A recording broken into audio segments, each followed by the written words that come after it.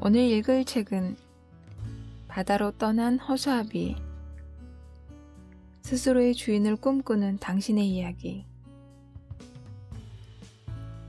임판지음, 출판사 지식공감.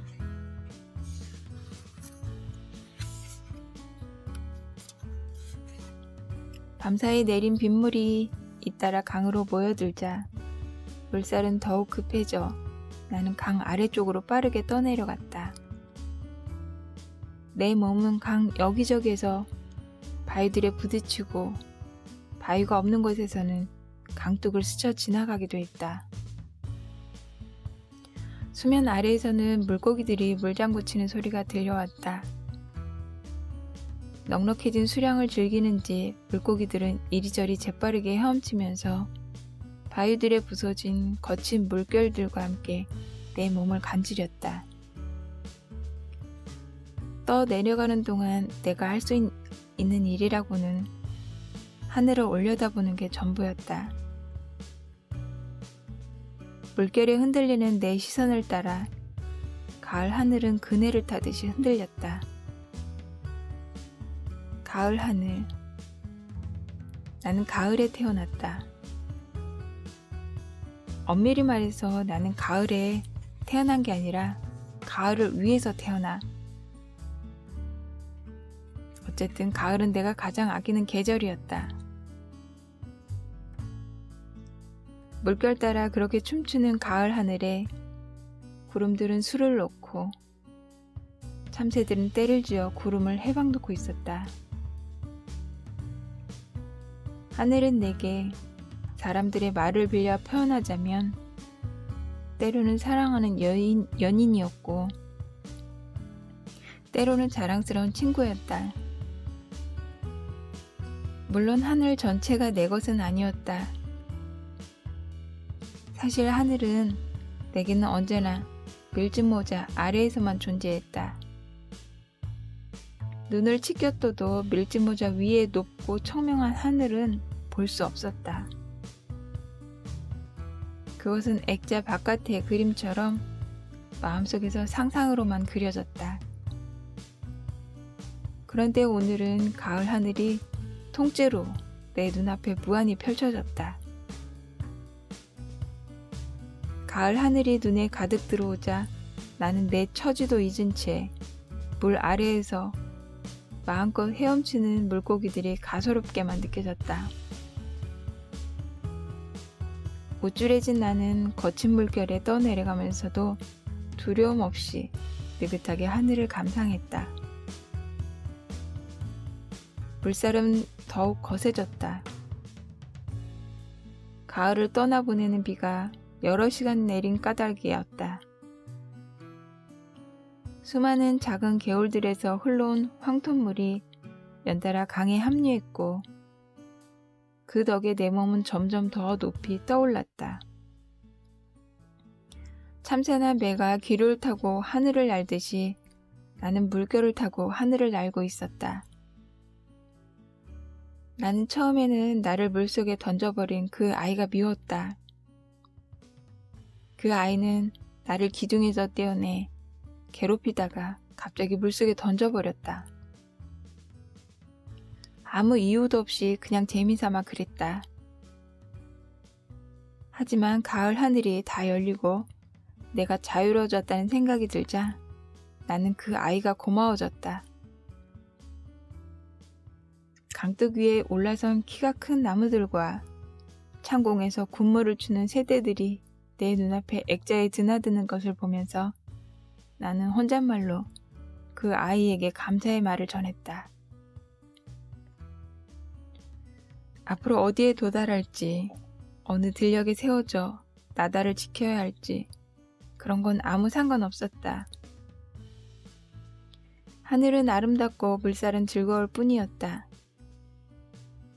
가을 하늘 말고도 내 기대를 부풀린 건 바다였다. 벼에 낫질을 하면서 사람들이 바다에 대해 얘기할 때면 궁금증은 절로 자라났다. 여름이 되면 그들은 나를 그대로 내버려둔 채 바다로 떠났었다. 반쪽밖에 보이지 않는 하늘이라 하더라도 하늘은, 그리고 산과 들은 언제나 내 친구들이었지만 바다는 아니었다. 눈, 비를 맛볼 수 있고 폭풍과 우박도 익숙했지만 바다는 내게 상상 속에서만 존재했다. 아니, 본 적이 없으니 상상조차 제대로 하지 못하고 단지 바다라는 그 이름으로만 존재했다. 그런 상상 너머 속의 바다. 존재 너머이기만 했던 바다를 향해 떠내려가고 있자니 내 마음은 바람이 가득 들어찬 풍선처럼 부풀어 올랐다.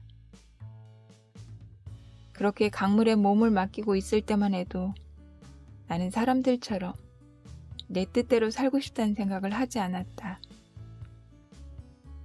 또 내 삶의 주인이 되고 싶다거나 하는 욕심을 가질 이유도 없었다. 자기의 인생과 운명을 스스로 결정하고 싶다는 그런 생각들은 내게는 사람들만이 가지는 일종의 교만처럼 보였다. 주어진 삶. 사람들이 세워준 기둥 위에 올라서 들판을 바라보는 삶. 가끔은 참새들에게 인상을 찌푸려 속임수를 쓰는 그 정도만으로도 충분했다. 또 이렇게 강물에 떠내려가면서 나만의 액자박 세상을 구경하는 재미라니. 그러니 그때만 해도 나는 진정한 의미의 나라는 관념을 가지고 있지 않았다. 세상을 바라보며 즐기면 되지. 굳이 나는 이렇고 나는 저렇고 하는 생각조차 할 이유가 없었다. 그 여행을 방해한 사람이 바로 그였다. 상당히 큰 지류와 합류하자 내 몸은 떠밀리듯 공중으로 높이 떠올랐다. 롤러코스터를 즐기는 아이들처럼 나는 나도 모르게 중력이 펼치는 재미나는 장난을 기다렸다. 곤두박질 치는 전율, 떠올랐다 떨어지고 물에 잠겼다 다시 떠오르는 단순한 반복이 빚은 무의식적인 기대감이 최고조로 달아올랐다. 하지만 그 기대감은 가장 고조되었을 때 나를 배반해버렸다. 쾌감과 전율 대신 허리를 쥐어짜는 통증이 나를 덮쳐온 것이다. 이어서 내 몸은 공중에서 빙글 돈 다음 몇 차례 연달아 부드러운 물체에 내리쳐졌다. 하늘과 강둑과 나무들과 강물이 미친 듯한 속도로 내 액자를 드나들다가 갑자기 멈춰섰다. 어느 순간 나는 우뚝 선 자세로 멈춰서 있었다. 현기증이 가실 무렵 그 사람이 보였다. 휑한 눈, 그리고 벼의 밑단처럼 뭉텅 잘려나갔다가 다시 자란 수염들이 코 밑과 턱 주위에 거뭇거뭇했다. 며칠이나 씻지 않았을까? 그는 평범했고 초췌했고 불쾌감을 느끼게 할 만큼 지저분했다. 그렇지만 그는 내 눈에 익숙한 농부들과는 달랐다. 또 선거철이면 내려와 논밭을 오가며 사람들 사이를 서성이던 정치인들처럼 보이지도 않았고, 여름방학이면 도시 학생들을 데리고 와 농사일의 중요성을 강조하던 학교 선생님의 모습도 아니었다. 특히 눈길을 끈 건 그의 공허한 눈빛이었다. 그는 허수아비인 나보다도 더 텅 빈 눈빛을 가지고 있었다. 너도 버려진 놈이구나. 그가 툭 내뱉었다. 그는 한 손으로 나를 들고 몇 번이고 그의 다른 손바닥에 두들겼다. 물방울들은 내 몸 여기저기에서 허공 여기저기로 튕겨져 나갔다.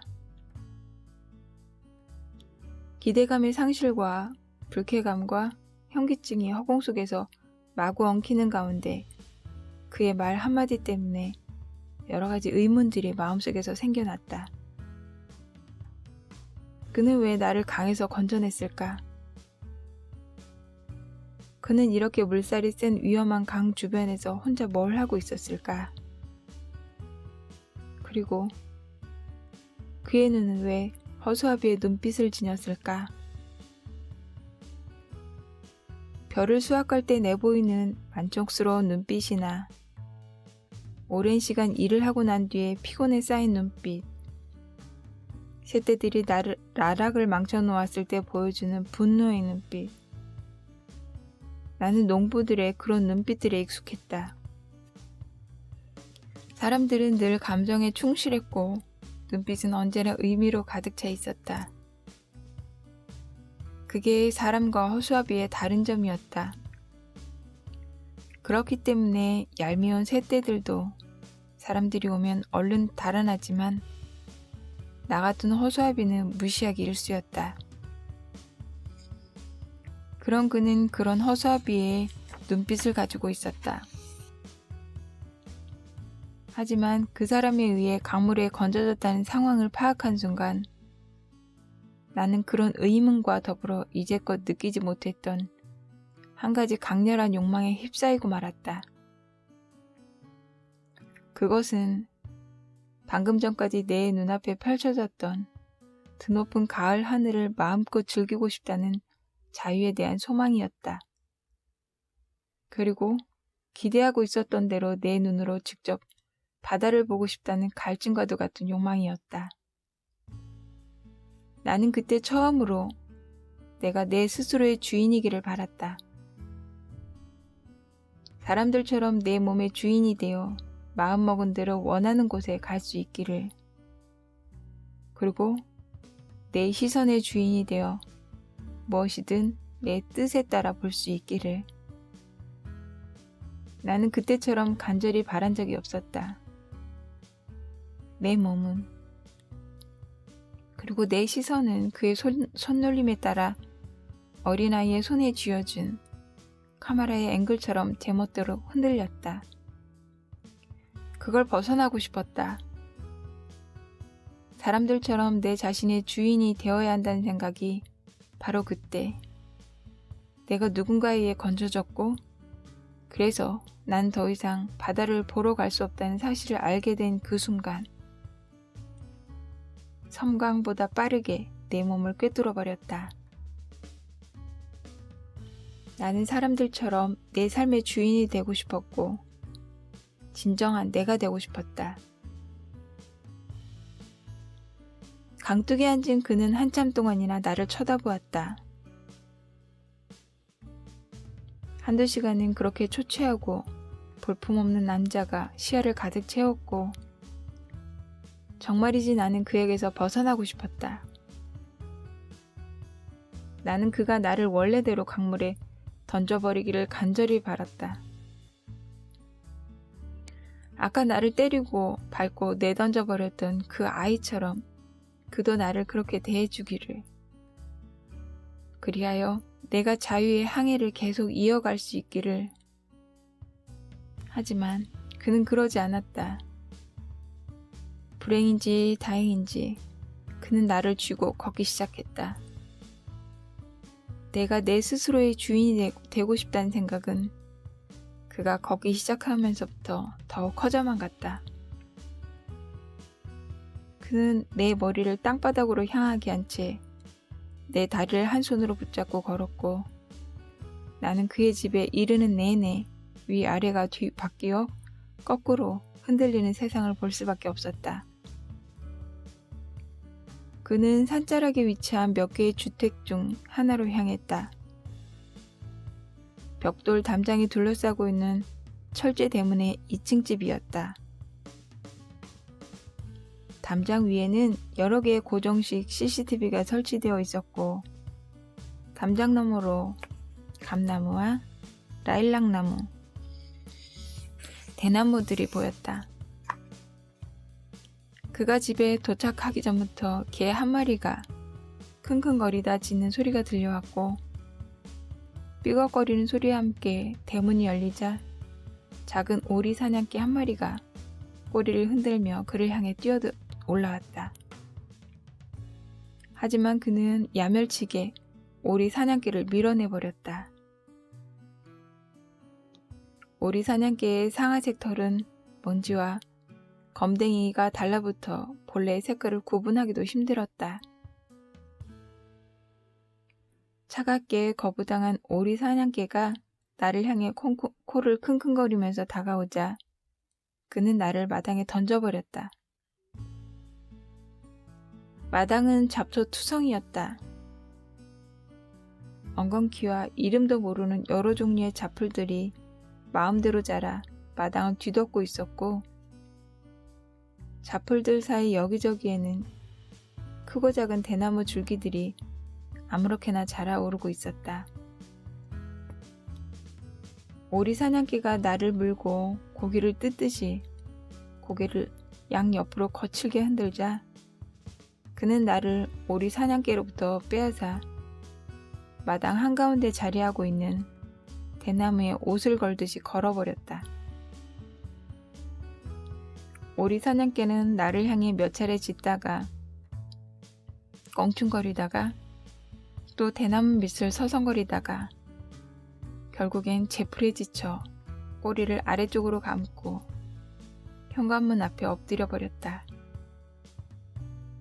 그 후로 내 시야는 오직 오리 사냥개와 감나무와 라일락나무 그리고 2층 집으로 가득 찼고 가을 하늘과 누렇게 익은 나락들이 숨쉬듯 출렁이는 넓은 들판은 사라지고 말았다.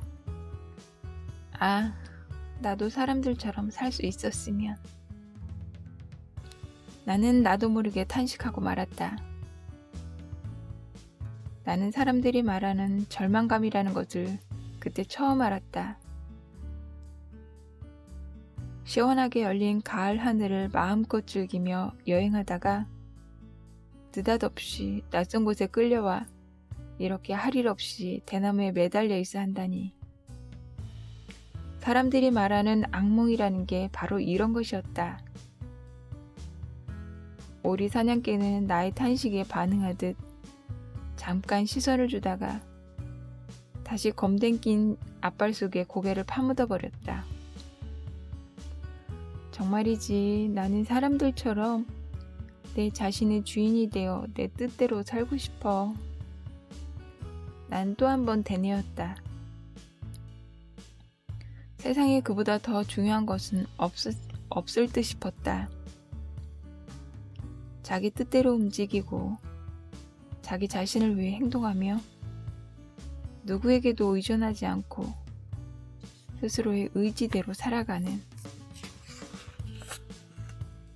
아, 나도 사람들처럼 내 뜻대로 살 수 있었으면. 나는 공중에서 몇 차례 빙글빙글 돌았다. 하늘을 나는 내 눈에 선주 아줌마의 볼 위로 흐르는 굵은 눈물이 보였다. 한 바퀴를 더 돌자 수진을 끌어안은 진혁 아저씨의 뒷모습도 보였다. 오리 사냥개는 사내 아이를 향해 펄쩍펄쩍 뛰어올랐고 인호 아저씨는 진혁 아저씨의 어깨를 토닥거리고 있었다. 나는 한참 동안 하늘을 날았다. 창공을 나는 기분이란 말로 표현하기는 어렵지만 자유롭다는 느낌과 더불어 내가 무엇이라도 이룰 수 있고 무엇이라도 될 수 있다는 환상을 함께 심어주었다. 허공에서 커다란 타원형을 그리면서 서서히 바람과 공기 사이로 떨어지는 그 시간이 실제보다 길게 느껴졌는데 그 사이 나는 금방이라도 내가 사람이 될 것만 같은 고양된 감정을 만끽했다. 철퍼덕 소리와 함께 나는 물 위로 떨어졌다. 내 몸은 빙글빙글 돌면서 잠깐 물속으로 빨려 들어갔다. 황토물 속에서 물고기들이 즐겁게 유영하는 모습이 보였다. 물속에 빠지자마자 나는 내가 물고기들처럼 자유로운 존재가 아니라는 사실을 금방 깨달았지만 그래도 나는 그들이 보지 못한 하늘도 보았고 그들이 모르는 삶과 존재의 의미도 알았다고 스스로를 위로했다. 나는 물고기들과 눈 인사를 하면서 천천히 물 위로 떠올랐다. 물은 거침없이 흘러갔다. 이제 다시 자유의 항해가 시작된 것이다. 개울물은 조그마한 바위들과 낮은 개천 바닥에 이리저리 거칠게 부딪히면서 굽이굽이 흘러갔다. 내 몸도 덩달아 여기저기에 계획 없이 부딪혔다. 나는 사실 그런 느낌이 싫지 않았지만 거기에 더해 새로이 바다를 향해 간다는 희망이 생기자 모든 것이 아름답고 긍정적으로만 다가왔다. 나는 강을 향해 나아갔다. 이런 작은 개울물이 모여 강물이 되고 또 강물이 모여 바다를 이룰 것이다. 바다는 어떤 모습일까? 기대감이 점점 커져갔다. 바다는 끝없이 넓으리라. 나와 너와 우리 모두를 다 아우르는 모습일 테고 모든 것의 근원이며 세상의 영원한 어머니이리라. 나는 아침에 보았던 해돋이를 떠올렸다. 드넓은 바다, 모든 존재의 어머니, 바다 위로 해가 떠올라 온 세상을 비추는 장면을 상상으로 그려보았다. 바다를 향해 떠내려가면서 내가 이미 내 스스로의 주인이라는 생각이 들었다. 진정한 나를 찾아 끝없이 여행하는 사람들처럼 내가 바다를 향한 여행을 이어가는 한 이미 나는 내 자신의 주인이라는 그런 생각이 든 것이다. 사람들이 의미를 찾아 여행을 계속하듯 나는 바다를 향해 머나먼 여행을 떠나지 않는가. 나는 다시금 마음속에 바다를 그렸다. 그리고 가을 하늘을 올려다보았다. 오늘 이야기는 여기가 끝입니다. 이 책의 주인공은 허수아비고요. 다음 편을 기대해 주세요. 감사합니다. 낭독을 허락한 지식공감에 진심으로 감사를 드립니다. 전화를 드렸을 때 응원의 메시지처럼 마음껏 써도 좋다고 말씀해 주셔서 저한테 큰 힘이 됐습니다. 울컥한 마음에 전화를 서둘러 끊었는데 진심으로 감사를 드리고요. 지식공감이란 출판사는 발행도서의 2%를 중고등학교에 도서관 기부에 실천을 하고 있다고 하네요. 앞으로도 이 실천은 계속될 것이라고 합니다. 응원합니다.